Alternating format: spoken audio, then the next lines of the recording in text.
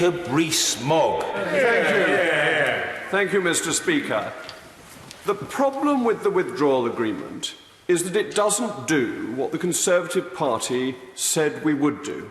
In our manifesto, said we would leave the customs union, but Annex 2 under the backstop would keep us in the customs union. We have had endless guarantees that the United Kingdom would not be divided. But the whole appendix divides Northern Ireland from the rest of Great Britain, something that unionists are opposed to in principle, not just as the details of a treaty, but because it seeks to divide our country. The Conservatives and those who campaigned for Brexit always said that we must be free from the jurisdiction of the European Court of Justice. Why? Why? Because the court is a political court as well as a legal court. And because, Mr. Speaker, something that I know you think is very important, it could overrule this House and overrule our democracy and make laws for us that could not be stopped by Parliament, unless, of course, we withdrew altogether, which is what we are doing with the purpose of taking away its authority to rule over us. And for this, for the potential of being locked in a customs union, for dividing our nation up, and for allowing the European Court of Justice to continue, we are going to pay our European friends £39 billion of taxpayers' money. For that we get nothing in return, no guarantee of any trade deal in future, but a vacuous political statement that could mean anything to anybody. And in the detail of this treaty and its failures, and its inability to deliver the Brexit that people voted for, perhaps we forget the economic benefits that come from making decisions for yourselves. We know in our own lives that the decisions we make for ourselves are likely to be better than those made for us by other people. But that is true as a nation as well, because any decision made in this House is accountable to the British people.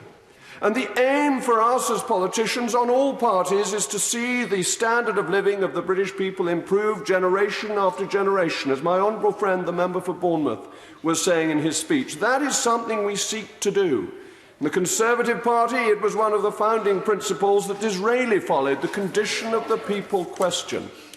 And the advantage of leaving the European Union is that we can once again make these decisions for ourselves, that we can have a trade system that opens us up to the world rather than being the fortress that the European Union has created to try and maintain its standard against the winds that blow from the rest of the world, that have made the rest of the world grow so much faster than Europe has managed in recent times. A Europe that is mired in recession and economic failure.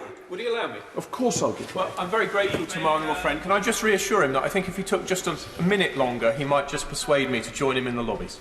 Well, I'm delighted to hear that, because I think there will be a cascade of people going into the lobbies against this bad deal, because it denies us the opportunities that will make Brexit a success. It takes us further away from that ability to open up our economy to the benefits of free trade, to the benefits that will allow the prices of food and clothing, of footwear to be reduced, increasing the standard of living, most particularly of the least well-off in society. Whereas instead we are tied into a protectionist racket that keeps prices high and makes our economy less efficient, that means that the rest of the world is overtaking us and the whole of Europe because it becomes less competitive as it seeks an outmoded, anti-competitive system, thinking that it can simply protect itself. And this withdrawal agreement, with no end in sight to the backstop, a backstop that could go on for generations. How long did the backstop turn out to be for Norway when they voted not to join before they got a fully fledged deal of their own?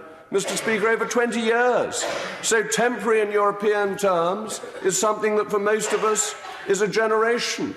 Temporary in parliamentary terms is, of course, even longer, as we remember with the 1911 Parliament Act and the Liberal promise, never delivered on, to abolish the income tax. Yeah. Typical of the Liberals, as you might say, Mr. Speaker.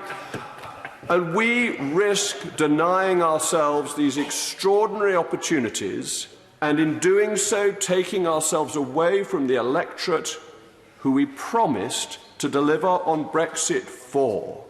And ultimately, whatever we think, surely we owe it to our voters to deliver. Because otherwise, why should they ever trust us again? Rosie Duffield.